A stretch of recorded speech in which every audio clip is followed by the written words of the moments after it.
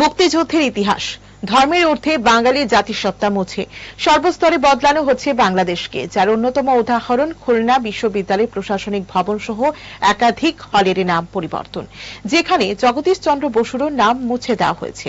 সবকিছু হয়ে যাওয়ার পর এখন অন্তর্বর্তী সরকারের শিক্ষা উপদেষ্টা ওয়াহিদ উদ্দিন মাহমুদ বলেছেন, জগদীশ চন্দ্র বসু ভবনের নাম পাল্টানো কল্পনার বাইরে।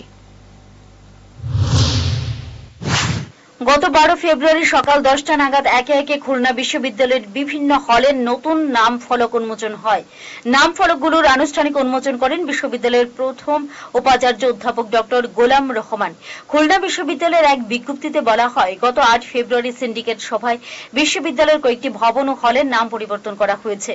সেখানে দেখা যায়, জাতির জনক বঙ্গবন্ধু শেখ মুজিবুর রহমান হলের নাম বীর শ্রেষ্ঠ মোহাম্মদ রুহুল আমিন হল, বঙ্গমাতা ফজিলাতুন্নেসা মুজিব হলের নাম বিজয় 24 হল, সত্যেন্দ্রনাথ বসু একাডেমিক ভবনের নাম একাডেমিক ভবন 1, জগদীশ চন্দ্র বসু একাডেমিক ভবনের নাম একাডেমিক ভবন 2, কবি জীবনানন্দ দাস একাডেমিক ভবনের নাম একাডেমিক ভবন 3, জয় বাংলা ভবনের নাম একাডেমিক ভবন 4। এরপরই নিন্দার ঝড় উঠে সর্বত্র। এতদিন পর এই নিয়ে মুখ খুললেন শিক্ষা উপদেষ্টা ওয়াহিদ উদ্দিন মাহমুদ। এক অনুষ্ঠানে তিনি বলেন, খুলনা বিশ্ববিদ্যালয়ে জগদীশ চন্দ্র বসু তার মতো বিজ্ঞানীর নামে করা ভবন স্থাপনা ছিল, সেগুলোর নাম পরিবর্তন করেছে। তার পাশাপাশি আরো কয়েকজনের নামে করা স্থাপনার নামও বদলানো হয়েছে।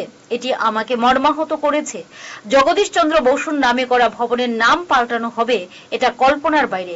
আমি আশা করব বিশ্ববিদ্যালয় কর্তৃপক্ষ ও শিক্ষার্থীরা মিলে এর প্রতিকার করবে। বিশ্লেষকদের মধ্যে এই মুহূর্তে দেশের অরাজকতা, আইন শৃঙ্খলা পরিস্থিতি নিয়ে এবার জনতার বিক্ষোভের মুখে পড়েছে ইউনূস সরকার।